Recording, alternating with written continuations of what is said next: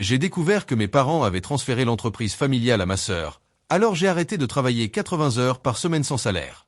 Une semaine plus tard, mon père a appelé. Notre plus gros client est sur le point d'annuler, pas d'excuses, pas de reconnaissance. J'ai répondu froidement, laissez Sarah s'en occuper, c'est elle l'héritière après tout. Merci d'être avec moi aujourd'hui, j'espère que tu passes une bonne journée où que tu sois. J'aimerais que tu partages en commentaire de quelle ville ou pays tu regardes, et quelle heure il est chez toi maintenant. Commençons notre histoire ensemble. Le bourdonnement régulier des serveurs dans le bureau arrière chez Evergreen Solutions avait été la bande-son constante de ma vie adulte pendant 10 ans. Ce bourdonnement était plus qu'un simple bruit de fond, c'était le rythme de mon existence, une berceuse pour les longues semaines de travail de 80 heures que je consacrais à l'entreprise familiale. Je m'appelle Michael, j'ai 32 ans, et mon identité était tellement liée à Evergreen, la société fondée par mon grand-père, que je ne savais plus vraiment où je finissais et où elle commençait. Mes mains étaient calleuses, non pas à cause du travail physique, mais à force de tenir une souris et taper frénétiquement, souvent avec une douleur sourde et constante. J'avais des cernes permanents sous les yeux, preuve des nombreuses nuits passées à résoudre des problèmes, préparer des présentations parfaites et conclure des contrats qui permettaient de garder la lumière allumée et les profits. J'ai tellement sacrifié, les vacances étaient un concept étranger, ma vie sociale un souvenir lointain, les relations sérieuses dépérissaient, étouffées par les exigences constantes du travail. Je mangeais souvent de la pizza froide à mon bureau, la graisse tachant mes doigts, tout ça pour un bien plus grand supposé, l'avenir de la famille, la fierté de mes parents, et un héritage auquel je croyais vraiment appartenir. Je rêvais du jour où mon nom, à côté du leur, serait gravé dans l'histoire de l'entreprise, une récompense pour ma dévotion sans faille. Avec du recul, c'était mon plus grand aveuglement, mon point le plus faible, un besoin profond, presque désespéré, de leur validation. Je m'accrochais à la croyance que mon travail acharné et ma loyauté seraient enfin vus, reconnus et surtout récompensés. Je voulais les rendre fiers, prouver que j'étais digne de la confiance qu'ils semblaient me donner. Ma sœur cadette Sarah était un contraste brutal, presque douloureux, avec ma motivation sans relâche. Pendant que je commençais à travailler avant l'aube, elle arrivait vers midi, parfois plus tard, ses sacs de marque pendus négligemment à l'épaule. Elle travaillait à temps partiel, si on peut appeler ça travailler, souvent disparue pendant des pauses qui duraient des semaines, parfois des mois, revenant toujours bronzée et avec de nouvelles histoires coûteuses. Elle manquait fréquemment des réunions importantes avec les clients, ses excuses étaient faibles, souvent bizarres, une migraine soudaine, un rendez-vous au spa de dernière minute, un blocage créatif.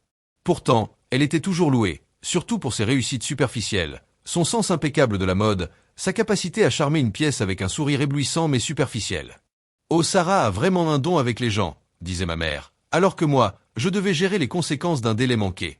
Le dernier post Instagram de Sarah, une photo parfaitement filtrée d'elle allongée sur une plage de sable blanc à Bali, avec la légende « Je vis ma meilleure vie » #béni, était une pilule amère que j'avalais chaque jour. Je savais déjà à l'époque que cette « meilleure vie » était financée par ce que je réalise maintenant être des frais de marketing gonflés d'Evergreen, des dépenses qui apparaissaient toujours mystérieusement dans les comptes après une de ces absences prolongées. Je me souviens d'un Thanksgiving, aussi clair que si c'était hier. Le souvenir, toujours aussi vif, coupe à travers l'odeur appétissante de dinde rôtie et de tarte à la citrouille, qui était devenu un souvenir moqueur et lointain. J'étais penché sur mon ordinateur portable dans un bureau désert, la seule lumière venant de l'écran, essayant désespérément de sécuriser Global Corp, un client clé qui allait redéfinir la portée d'Evergreen et assurer notre avenir pour des années. Mes parents m'avaient appelé, leur voix sucrée et pleine de fausses inquiétudes. « Oh Michael, tu es tellement fiable, Sarah passe un si bon moment en voyage, on ne peut pas la déranger. » Fiable, oui. Mais jamais reconnu pour le vrai coût de cette fiabilité. J'étais la bête de somme, Sarah la pouliche choyée, et j'acceptais bêtement ce rôle, croyant qu'il me mènerait un jour à la place qui me revenait. La découverte est arrivée un mardi ordinaire, une journée remplie du rythme frénétique habituel. Mes épaules me faisaient mal, mes yeux brûlaient, et le goût métallique du trop de café persistait sur ma langue. Je cherchais un vieux contrat client, un dossier d'un projet que j'avais géré seul des années auparavant, quand je suis tombé sur un disque dur rarement utilisé de l'entreprise. Mon doigt, guidé par un tremblement presque imperceptible de curiosité, a cliqué sur un dossier nommé « Privé ». Mon souffle s'est bloqué en voyant un email marqué « Confidentiel ». Plan de succession, clignoté devant moi, son texte blanc éclatant sur l'écran sombre, un signal glaçant. Les mots à l'écran se sont flous puis sont devenus horriblement clairs. La pleine propriété transférée à Sarah à la retraite. Ma poitrine s'est serrée, un nœud froid s'est formé dans mon estomac, goûtant la bile. J'avais l'impression que quelqu'un m'avait vidé les entrailles et les avait remplacées par de la glace, laissant un vide douloureux et creux. L'air a quitté mes poumons, remplacé par une peur froide et suffocante qui m'a coupé le souffle. Mes doigts tremblaient tellement que j'ai failli faire tomber mon téléphone, l'écran lumineux reflétant mon visage pâle et horrifié. J'ai cliqué sur les documents joints, chaque page un coup de couteau, une confirmation cruelle. Chaque sacrifice, chaque nuit blanche, chaque centime que j'avais investi dans l'entreprise défilait devant mes yeux dans un montage étourdissant et esséurant. Était-ce pour rien? N'étais-je qu'un outil jetable, un objet utilisé puis abandonné? J'ai imprimé les documents, l'imprimante étant une cruelle moquerie de mon cri intérieur. Le papier semblait fragile, insignifiant, mais portait le poids de mon monde brisé. Mes mains tremblaient si fort que les feuilles bruissaient comme des feuilles mortes sous un vent d'hiver. Je les ai pliées soigneusement comme si je manipulais une carte ancienne et fragile vers un trésor oublié, puis je les ai cachées dans un tiroir fermé à clé de mon bureau. Un secret que je n'étais pas encore prêt à affronter, une vérité trop douloureuse à reconnaître tout de suite. Cette nuit-là, allongé dans mon lit, le silence de mon appartement était assourdissant, amplifié par le bourdonnement frénétique dans mes oreilles. Le plafond me paraissait oppressant, pressant sur moi, menaçant de m'écraser. Je repassais en boucle dans ma tête la remarque fréquente et presque banale de mon père. « Tu es tellement talentueux, Michael, tu retomberas toujours sur tes pieds. » C'était sa phrase habituelle, accompagnée d'un geste de la main dédaigneux, chaque fois que je parlais de ma charge de travail ou de mon avenir. Maintenant, cela ressemblait à un rejet cruel et calculé de ma valeur, une manière subtile de me dire que j'étais remplaçable, que ma valeur ne venait que de ma capacité à rapporter de l'argent, pas de ma valeur en tant que fils. N'étais-je qu'un rouage remplaçable dans leur façade soigneusement construite? C'était mon premier vrai moment de chute, la douloureuse prise de conscience que le rêve familial auquel je croyais si fort n'était pour eux qu'une transaction, un moyen d'arriver à leur fin. Le goût de la trahison était amer sur ma langue, un rappel constant de cette vérité douloureuse. La trahison me lancinait dans la tête, une douleur sourde qui s'étendait dans ma poitrine et s'installait dans mes os. J'ai passé des jours et des jours à faire semblant chez Evergreen, mes mouvements rigides, mon sourire forcé et cassant. L'odeur familière de café rassis et de tonneur d'imprimante dans le bureau, autrefois réconfortante, ressemblait maintenant à l'odeur d'un tombeau, un espace étouffant. Je savais que je devais les confronter, arracher le masque et voir la vérité crue et laide en dessous. Le suspense me tuait, une suffocation lente et douloureuse. J'ai choisi un dimanche normal, un dîner en famille. L'odeur du rôti signature de ma mère, d'habitude un câlin chaleureux promettant réconfort et appartenance, me semblait maintenant esséurante, une douceur étouffante qui me retournait l'estomac. La salle à manger, décorée de photos de famille encadrées, ma remise de diplôme, le premier récital de ballet de Sarah, des vacances kitsch à la plage où nous portions tous des chemises hawaïennes assorties, semblaient soudain étrangères. Chaque visage souriant sur le mur ressemblait à une accusation, une moquerie silencieuse de la vérité que je portais désormais, un testament d'une réalité fabriquée. J'ai attendu que les assiettes de dessert soient débarrassées, les dernières miettes de tarte aux pommes, un mensonge doux sur la table, un dernier geste trompeur. Mon cœur battait fort contre mes côtes, un oiseau pris au piège, désespéré de s'échapper de sa cage. Prenant une profonde inspiration tremblante qui calmait peu mon pouls accéléré, j'ai sorti les documents imprimés du plan de succession de mon sac en cuir usé et les ai posés doucement sur le bois poli. Ils ont bruissé doucement, un son qui a semblé briser le silence poli de la pièce, résonnant avec le poids de vérités non dites. Les visages de mes parents, d'habitude si calmes, soigneusement préparés pour le public, se sont tordus de choc, puis rapidement remplacés par une étincelle de froideur, presque reptilienne. La défensive s'est dressée, un mur impénétrable et glaçant. « Qu'est-ce que c'est, Michael ?» a demandé ma mère, sa voix étrangement calme, presque sucrée, alors que ses yeux bougeaient nerveusement entre les papiers accusateurs et mon visage, trahissant son trouble intérieur. « C'est le plan de succession, » ai-je répondu, ma voix plus stable que je ne l'attendais, un calme surprenant m'envahissant. Celui qui donne à Sarah la pleine propriété d'Evergreen, m'excluant complètement. Les mots flottaient dans l'air, lourds et indéniables. Mon père a raclé sa gorge, un bruit guttural nerveux, évitant mon regard. Il tripotait une miette sur la nappe. Ne dramatise pas, Michael, ce n'est que du business. Sarah, eh bien, elle a besoin de stabilité financière plus que toi, elle n'est pas aussi débrouillarde. Il a finalement croisé mes yeux, les siens remplis d'un mélange habituel de préoccupations feintes et de condescendance, un regard familier qui me donnait la chair de poule. Tu as le talent pour réussir partout, Michael, on a toujours su que tu t'en sortirais seul. C'était ça, leur phrase classique de gaslighting, accompagnée d'un geste de la main dédaigneux, une tape verbale sur la tête, sous-entendant que mes inquiétudes étaient futiles, voire égoïstes. C'était un coup subtil, destiné à me faire douter de ma propre raison, de ma propre valeur. Sarah, toujours nonchalante, haussa les épaules en jouant avec un fil-lâche de sa blouse en soie chère. « Oh ce vieux truc, c'est pas grave Mikey, tu es tellement ambitieux, tu vas commencer quelque chose de plus grand. » Sa façon décontractée d'utiliser mon surnom d'enfance, Mikey, habituellement réservé aux moments de tendresse, semblait maintenant être une insulte volontaire, une moquerie de notre passé commun. Ses yeux brillaient d'un éclat de triomphe cruel que je ne pouvais pas manquer. « C'est ça, la famille pour toi !» ai-je murmuré, la voix brisée sur le dernier mot. La question, une supplique désespérée dans un vide qui n'offrait ni réconfort ni apaisement. La question pesait lourd dans le silence étrange, résonnant sur les murs de la maison qui avait été pleine d'amour. Je sentais un vide profond et douloureux, la trahison pesant physiquement sur ma poitrine, un fardeau écrasant qui menaçait de m'étouffer. Ce n'était pas seulement l'entreprise, c'était une décennie de ma vie, la croyance inébranlable en eux, brisée en 1000 morceaux irréparables. L'air dans la pièce devenait lourd, étouffant, chargé de vérités non dites et de rancunes amères. Cette nuit-là, éveillé dans mon appartement, le silence était assourdissant, amplifié par le bourdonnement frénétique dans mes oreilles. Les sons familiers de la ville dehors, une sirène lointaine, le grondement de la circulation semblait étouffé, comme si le monde retenait son souffle avec moi. La colère était un charbon ardent dans mon estomac, un incendie dévorant, mais en dessous, une résolution glaciale commençait à se former. Je ne pouvais plus me laisser exploiter. Ma décision de partir n'était pas un acte impulsif de colère, mais un mouvement froid et calculé pour me protéger, et en retour, révéler leur vraie nature. Le poids de ces 80 heures de travail sans reconnaissance avait finalement écrasé les derniers vestiges de mon espoir d'obtenir leur approbation, ne laissant derrière lui qu'un noyau dur de détermination. J'ai commencé mes préparatifs silencieux, chaque nuit après les heures de travail, sauvegardant méticuleusement tous mes fichiers personnels de projet, chaque communication avec les clients détaillant mes efforts en solo sur des comptes majeurs comme Global Corp et toute propriété intellectuelle que j'avais développée seul. Je ne volais pas de données de l'entreprise, je rassemblais simplement des preuves indéniables de mes contributions indispensables, la preuve de mon travail, de ma dévotion, de mon existence même dans cette entreprise. Mon instinct me disait que j'en aurais besoin, que le combat était loin d'être terminé. L'acte était presque chirurgical, précis, sans émotion, même si mon cœur souffrait du poids de mes actions. C'était comme trahir mon propre sang, mais je savais qu'il m'avait trahi en premier, bien plus profondément. J'ai aussi contacté Robert Maxwell, mon ancien mentor de confiance chez Evergreen, un homme qui avait toujours été une présence calme et stable. Robert, un vieil ami de la famille, avait souvent montré une désapprobation subtile envers le favoritisme évident de mes parents, même s'il n'était jamais intervenu directement.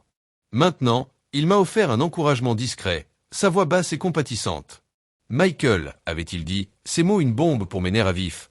Parfois, les limites les plus difficiles à poser sont celles au sein de ta propre famille, mais ce sont aussi les plus vitales. Tu mérites plus que ce qu'ils t'ont donné. » Il était l'étranger objectif dont j'avais désespérément besoin, un phare de raison dans mon monde qui dérapait. Un lundi matin, une semaine après le dîner, j'ai envoyé mon mail de démission. Il était court, concis et formel à glacer le sang.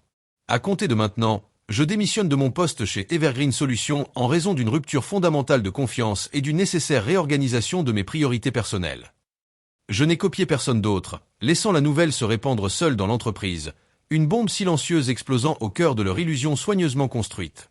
Les conséquences immédiates furent un maelstrom. Mon téléphone vibrait sans arrêt avec des appels et messages paniqués de mes parents, d'abord exigeants, puis suppliants, puis menaçants. « Tu abandonnes ta famille, Michael, après tout ce que nous avons fait pour toi, c'est une trahison. » C'était leur autre phrase de manipulation classique, un rappel constant d'une dette imaginaire qu'ils pensaient que je leur devais, une dette sans fin selon eux. Ma voix cependant est restée calme, ferme et totalement dépourvue d'émotion. « Je me protège, maman. Vous avez fait vos choix, maintenant je fais les miens. » Les mots étaient lourds, mais libérateurs, une déclaration d'indépendance. Une nouvelle résolution d'acier avait remplacé la douleur dans ma poitrine. Le chaos chez Evergreen Solutions fut immédiat et profond. Mes anciens collègues, paniqués, appelaient au sujet de projets bloqués et de questions clients sans réponse. Sarah, complètement dépassée, tentait de déléguer des tâches qu'elle comprenait à peine, sa voix aiguë trahissant sa panique et son incompétence visible de tous. L'entreprise, autrefois une machine bien huilée sous ma direction, était maintenant un navire en train de couler. La semaine suivant mon départ, Evergreen Solutions est tombé dans un chaos total. Le bureau autrefois efficace, que j'avais aidé à moderniser avec d'innombrables heures de travail non rémunérées, était maintenant un désordre complet. Les appels paniqués des employés devenaient un bruit de fond constant à ma nouvelle tranquillité, un bourdonnement irritant lointain. Les rumeurs sur mon départ soudain et inexpliqué se répandaient comme une traînée de poudre dans le secteur, attirant regards et soupçons. Mes anciens collègues, beaucoup que je considérais comme des amis, étaient pris dans la tourmente, leur loyauté déchirée entre la famille et l'homme qui avait vraiment maintenu l'entreprise à flot. Puis est venu l'appel. C'était mon père, sa voix rauque de peur, brisée par un désespoir que je n'avais jamais entendu auparavant.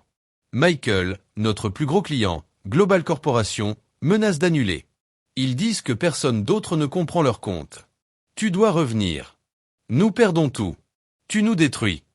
La peur dans sa voix était palpable, une supplique désespérée, mais toujours aucune excuse, aucun aveu de trahison, de mensonge, des années d'exploitation, juste de la panique pour son propre bien financier, la ligne de fond de l'entreprise.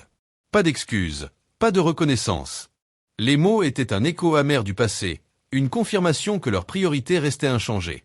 Ma voix cependant est restée froide, calme et totalement détachée. Laisse Sarah s'en occuper. Papa, c'est elle l'héritière après tout. Le silence à l'autre bout était assourdissant, un vide épais et inconfortable. Cela avait le goût de la cendre et de la victoire, une satisfaction perverse teintée de la profonde tristesse d'une famille vraiment perdue, un lien irrémédiablement brisé. Le rapport de force avait complètement changé, et pour la première fois de ma vie, je tenais les cartes, le vrai levier. Quelques jours plus tard, un tournant subtil mais crucial s'est produit, un coup du sort presque divinement orchestré. Je rangeais enfin de vieilles boîtes de ma maison d'enfance, récupérant quelques objets sentimentaux que j'y avais laissés. Mon gant de baseball poussiéreux, une vieille copie de mon livre préféré d'enfant, une collection de photos fanées rangées dans un tiroir rarement utilisé du vieux bureau de mon père, que mon grand-père avait utilisé avant lui. J'ai trouvé un vieux carnet relié en cuir, celui de mon grand-père défunt, un homme connu pour sa sagesse calme, son intégrité sans faille et son caractère méticuleux. Il avait été le fondateur original d'Evergreen Solutions, un homme qui croyait avant tout à l'équité. L'odeur de vieux papier et un léger parfum de tabac à pipe imprégnaient les pages fragiles, un parfum réconfortant qui apportait une vague de nostalgie douce amère. À l'intérieur, parmi des notes nostalgiques sur des vacances en famille et des parties de pêche, j'ai trouvé une série de notes détaillées sur les débuts de l'entreprise, sa vision pour l'avenir et son engagement ferme envers des pratiques commerciales éthiques.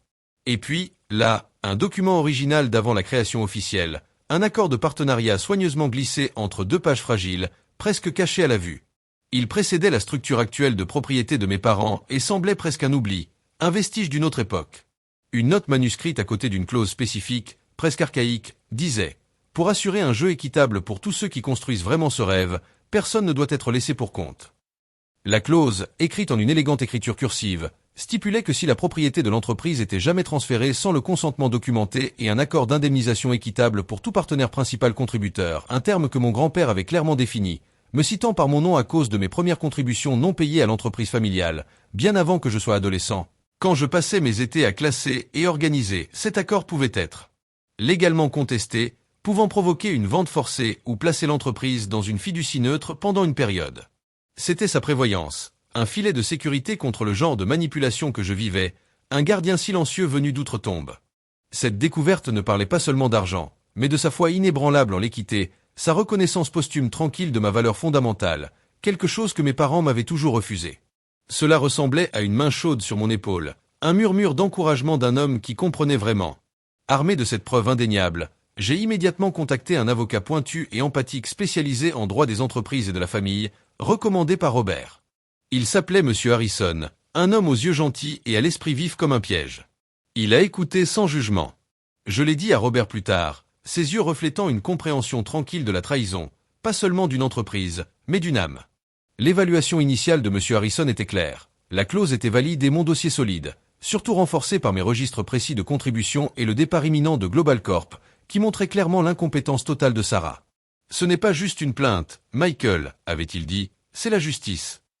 J'ai engagé une procédure judiciaire, une contestation formelle du plan de succession et une réclamation importante pour les salaires sous-payés depuis mon premier jour. Les documents juridiques ont été signifiés rapidement, provoquant une nouvelle vague de panique chez mes parents, un nouveau tremblement dans leur monde soigneusement construit. Leur réaction était prévisible et laide, indignation publique, campagne agressive sur les réseaux sociaux contre moi, me peignant comme un fils avide et ingrat qui détruit l'héritage familial. Ils ont publié de vieilles photos de moi enfant, juxtaposées à des légendes cinglantes sur la trahison et l'ingratitude. Ils ont répondu par des menaces de poursuite, des accusations infondées d'espionnage industriel et des menaces à peine voilées contre moi. Ils ont essayé désespérément de rallier la famille élargie et des amis communs contre moi. Le masque social qu'ils portaient depuis si longtemps, celui qui avait trompé tant de gens, se fissurait sous la pression, révélant la pourriture intérieure. Les murmures dans la communauté devenaient plus forts, un cœur de jugement. Pendant la découverte, M. Harrison, avec sa méthode calme et systématique, a découvert encore plus de preuves accablantes. Le salaire à temps partiel de Sarah était en réalité astronomiquement gonflé, bien au-delà de toute valeur raisonnable pour sa contribution minime. Des rapports de dépenses détaillés, cachés profondément dans le logiciel comptable de l'entreprise, révélaient une traînée choquante d'achats personnels somptueux. Sac à main de la 5e avenue, électronique haut de gamme, vacances exotiques aux Maldives et dans les Alpes suisses, tous méticuleusement déguisés en frais de représentation ou de marketing. C'était son comportement caractéristique dévoilé, une vie vécue uniquement pour les apparences, financée par l'entreprise pour laquelle j'avais saigné. Mais encore plus dévastateurs étaient les échanges de mes internes entre Sarah et nos parents, datant de plusieurs années. Ils révélaient que Sarah avait activement manipulé nos parents pour m'exclure. Elle jouait sur leurs insécurités concernant mon pouvoir croissant et mon influence dans l'entreprise, murmurant du poison à leurs oreilles. Elle fabriquait des histoires sur ma déloyauté, exagérait mon indépendance perçue et suggérait que j'étais trop ambitieux et que je partirais de toute façon, donc il valait mieux sécuriser son avenir en premier. C'est une menace, maman, papa, disait un email. Il va tout prendre, moi, je suis la seule qui comprend vraiment la marque, l'image. Elle les jouait comme un violon, a déclaré M. Harrison d'un ton grave, ses paroles étant une berceuse empoisonnée à leurs oreilles. Elle a même suggéré que m'exclure de la propriété me motiverait à travailler plus dur pour gagner leur approbation, une forme tordue de guerre psychologique. Le point culminant est arrivé lors d'une séance finale de médiation tendue juste avant un procès complet. M. Harrison avait insisté pour faire venir un groupe sélectionné de membres de la famille restée neutre, ainsi que les plus anciens et respectés clients d'Evergreen, y compris un représentant sceptique de Global Corporation qui envisageait encore ces options. La salle était lourde de tensions non dites, l'air chargé de l'odeur du vieux papier et d'anticipation nerveuse. Les lumières fluorescentes bourdonnaient, jetant une lumière dure et impitoyable sur tous les visages. Monsieur Harrison, de sa manière calme et méthodique, a exposé les preuves. Il a projeté les emails incriminants sur un grand écran, pixel par pixel, révélant les conversations manipulatrices de Sarah, ses chuchotements insidieux. Puis sont venues les irrégularités financières, transaction par transaction, les chiffres étant un verdict brutal de sa cupidité et de leur complicité. La salle a poussé un cri de surprise. La façade soigneusement construite de Sarah s'est effondrée. Son visage d'habitude si calme et parfaitement maquillé s'est déformé en un masque de pure colère et désespoir. Elle a éclaté en un tirade désespéré et en pleurs, sa voix aiguë résonnant sur les murs polis. Il a toujours essayé de me faire passer pour la mauvaise. Il ne m'a jamais apprécié. Je mérite ça. Sa explosion, une confession livrée dans une tentative désespérée de se défendre, était devant tout le monde. Le représentant de Global Corp, observant la scène chaotique, secouait doucement la tête, un signe clair que leur décision était prise. Le masque social de ma famille, autrefois si impénétrable, s'était finalement complètement brisé, révélant la vérité laide dessous. La décision du tribunal fut rapide et décisive. Basée sur la force de la clause de mon grand-père et sur les preuves irréfutables présentées par M. Harrison, les registres précis de mes contributions, les emails accablants, les malversations financières flagrantes, le juge a statué de manière catégorique en ma faveur. Ma décennie de contributions méticuleusement documentée fut non seulement reconnue mais légalement affirmée, une déclaration publique de ma valeur. Ce n'était pas juste une victoire, c'était une profonde réhabilitation, un moment où la justice froide et impartiale avait enfin triomphé. Le sort d'Evergreen Solutions fut dévastateur, mais inévitable. Le plan de succession fut annulé de façon irrévocable, l'entreprise jugée instable, mal gérée et désormais complètement plongée dans des conflits familiaux internes, fut forcée à une vente immédiate à une plus grande société rivale, Horizon Dynamics. Mes parents, qui s'accrochaient à l'illusion du contrôle, ont presque tout perdu ce qu'ils avaient minutieusement construit sur mon travail. Leur précieux héritage, leur identité même, étaient partis pour toujours, vendus pièce par pièce. Les pertes financières et en réputation furent énormes pour eux. Ils ont subi de lourdes pertes, leurs biens gelés, leur plan de retraite soigneusement préparé s'évaporant comme de la brume au soleil du matin. Publiquement, ils furent disgraciés. Le masque social qu'ils avaient porté si longtemps, celui qui avait trompé tant de gens, était en lambeaux, remplacé par le mépris public et les murmures. Les amis et associés d'affaires qui avaient admiré leur famille prospère et leur vie apparemment idyllique les voyaient désormais pour ce qu'ils étaient vraiment, manipulateurs, menteurs et finalement égoïstes. Les appels téléphoniques ont cessé, les invitations aux événements communautaires ont disparu. Ils sont devenus des parias dans les cercles, même qu'ils avaient désespérément voulu impressionner.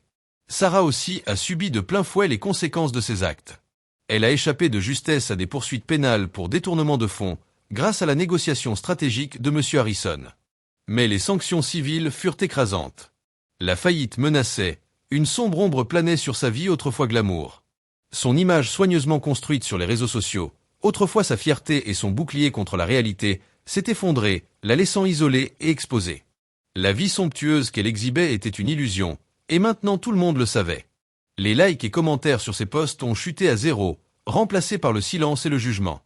Global Corp a officiellement annulé son contrat avec Evergreen Solutions. Le mail, bref et direct, évoquait des différences irréconciliables et un manque de confiance. C'était un dernier et douloureux témoignage des mauvaises priorités de mes parents, valorisant les apparences et le favoritisme au lieu de l'intégrité et du vrai talent. L'entreprise, autrefois symbole de leur succès, était maintenant un monument à leur échec. Après tout cela, un calme profond s'est installé dans ma vie. L'énergie frénétique qui me définissait depuis si longtemps, le bourdonnement constant des appels et des mais, a commencé à disparaître, remplacé par un calme que je ne connaissais pas. La douleur persistante dans mes épaules s'est atténuée, les cernes sous mes yeux ont commencé à s'effacer, le goût métallique du stress sur ma langue a été remplacé par le goût simple et pur de l'eau. J'ai utilisé mon indemnité, une somme importante qui reflétait pour la première fois la vraie valeur de ma décennie de travail et de mes contributions, pour lancer ma propre société de conseil, Encore Point Stratégie. Je l'ai construite de zéro, sur des principes de transparence absolue, de juste rémunération et d'une vraie valorisation du talent, tout ce qui manquait à l'entreprise familiale. Mon bureau, bien que plus petit, semblait infiniment plus grand, rempli de la lumière de ma propre vision. Robert, mon ancien mentor, est devenu mon premier conseiller officiel, sa sagesse constante et son encouragement discret une présence rassurante. Il a vu le feu dans mes yeux, la passion pour les affaires éthiques. Plusieurs anciens collègues, impressionnés par mon intégrité et réhabilités par la décision du tribunal, m'ont contacté, désireux de me rejoindre. Ma réputation, autrefois discrètement ternie par les calomnies de ma famille, brillait maintenant plus que jamais, bâtie sur une base d'honnêteté et de compétence. Nous avons obtenu de nouveaux clients, non par manipulation ou fausses promesses, mais par des résultats réels et la confiance. J'ai trouvé un profond sentiment de paix et de liberté que je ne pensais pas possible. La pression constante, la manipulation émotionnelle insidieuse, la quête sans fin de l'approbation qui ne venait jamais, tout cela avait disparu. La maison où j'ai grandi, avec ses murs qui semblaient résonner d'accusations et d'attentes non dites, s'est estompée dans un souvenir lointain, un fantôme d'un passé que je n'habitais plus. Mon nouvel appartement, petit mais à moi, ressemblait à un sanctuaire, une vraie ancre dans une mer que j'avais moi-même créée, un endroit où je pouvais enfin respirer librement. J'ai commencé à construire une nouvelle famille, non par le sang, mais par choix. Des amis de soutien qui célébraient mes succès et me soutenaient dans les émotions difficiles qui refaisaient parfois surface. C'étaient eux qui écoutaient vraiment, qui me voyaient, pas le rôle que je jouais. J'ai même commencé une nouvelle relation amoureuse saine, basée sur le respect mutuel et la connexion sincère, un contraste frappant avec la nature transactionnelle de ma vie familiale passée. C'était une révélation de découvrir ce qu'était un vrai soutien inconditionnel. Les cicatrices du passé restaient cependant. Il y avait encore des moments, souvent tard la nuit, où le souvenir de leur trahison refaisait surface, une douleur aiguë dans ma poitrine, un membre fantôme douloureux, la piqûre de leurs mots, le poids écrasant de leur tromperie revenait parfois dans mes pensées. Mais la douleur ne me consumait plus, c'était une cicatrice, un rappel de ce que j'avais survécu, un témoignage de ma résilience. Mais elle ne me définissait plus. Le fil barbelé autour de mes poumons s'était enfin desserré, je pouvais respirer à nouveau, profondément, pleinement, vraiment. Des mois plus tard, j'ai eu une rencontre fortuite avec mes parents et Sarah lors d'un événement caritatif communautaire, un gala annuel qu'ils dominaient autrefois. Ils avaient l'air vieillis, diminués, leur façade autrefois impeccable visiblement tendue, leur sourire cassant et forcé.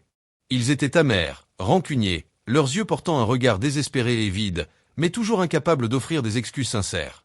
Ma mère s'est approchée de moi, son visage marqué par une supplique familière de sympathie, sa voix faible. « Michael, regarde ce que tu nous as fait, nous sommes ruinés, comment as-tu pu ?» Ma voix cependant était calme, même dépourvue de colère ou d'amertume. « Je te souhaite du bien, maman, » dis-je, le regard stable et ferme, « mais mon chemin m'appartient maintenant. » Le silence après mes paroles était profond, un rappel brutal des limites que j'avais enfin posées, une ligne tracée dans le sable qu'ils ne pouvaient pas franchir. C'était le son de ma liberté résonnant plus fort que n'importe quel argument, plus puissant que n'importe quelle excuse creuse. Ils ont détourné le regard, vaincus, leurs mots réduits au silence par la force inébranlable de ma résolution. Je ne ressentais pas de triomphe, seulement une paix profonde et tranquille. Mon histoire, j'ai réalisé, ne parle pas seulement de trahison financière ou de bataille juridique, mais du voyage profond, souvent douloureux, de la libération de soi. Il s'agit de comprendre que la vraie famille n'est pas toujours le sang. Il s'agit de confiance, de respect et de soutien inconditionnel. Il s'agit de l'importance cruciale de poser des limites, de valoriser sa propre valeur et de comprendre que la vraie guérison commence quand on choisit soi-même, même si ce choix signifie s'éloigner de ceux qui sont censés nous aimer le plus. Il s'agit de trouver sa propre ancre, sa propre force, et de construire une vie qui est vraiment la sienne. As-tu déjà dû choisir entre la loyauté familiale et ton propre bien-être ? Qu'est-ce que la famille signifie vraiment quand le sang ne suffit pas ? Partage ton expérience ci-dessous et définissons ensemble ce que signifie vraiment la famille.